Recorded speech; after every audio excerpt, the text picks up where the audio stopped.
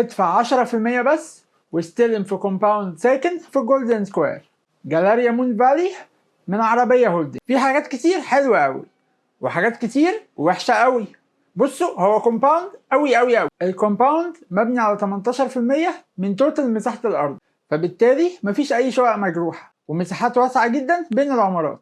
74 عمارة بس على مساحة 71 فدان. الديزاين مفيش فيه كلام كتير يتقال عشان هو مينيماليست ومودرن عشان يبقى فيري براكتيكال، والديزاين واللوكيشن سوا فيري برستيجيوس. والشركة بتقول على البروجكت ذا هارت اوف ذا جولدن سكوير، وبسبب اللوكيشن بتاعه الكلام ده مظبوط، بس مش لدرجة ان هم يعملوا بول على شكل قلب. العمارات جراوند وثلاث ادوار، جراوند وذ جاردن، تيبيكال فلور، وبنت هاوسز. والبنت هاوس اكتر حاجة عجباني في البروجكت ده. ليه؟ عشان معمول حساب البول والجاكوزي على كل الروفز.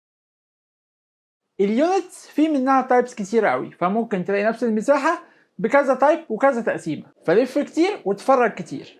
وحوالين الكومباوند كله في تراك للمشي وتراك للعجل، فيبقى آمن جدا على الأطفال بعيدا عن العربيات والشوارع. والكومباوند فيه 3 بوكيتس، كل بوكيت فيه بول ينفع للكبار وينفع للصغيرين، وكمان كيدز اريا. كاميرات الكومباوند كلها فيها فيس ديتكشن ومونيتورنج وتراكنج، فأي حد بيخش الكوميونتي بيبقى معروف هو مين ورايح فين وخرج امتى، وكل ده عشان الأمان.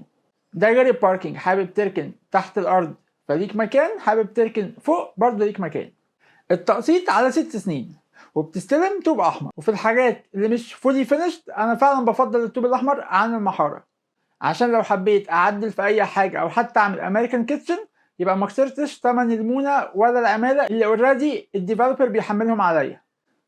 اليونتس بتبتدي من أول 4.5 مليون لحد 15 مليون، يعني من أول 450,000 تقدر تستلم.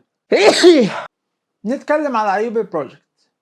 وديعة الصيانة 10% من التوتال، ودي أكبر وديعة صيانة موجودة في التجمع. هنقول في القاهرة كلها عامة. في القاهرة إيه؟ ده في كل المناطق السكنية ما عدا الساحل. وده بسبب إن مصاريف تشغيل الكومباوند متقسمة على عدد قليل من اليونتس.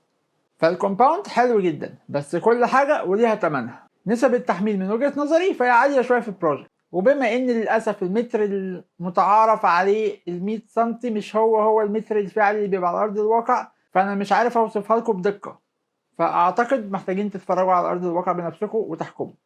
فلو حد حابب يشوفها على ارض الواقع ممكن ننزل سوا.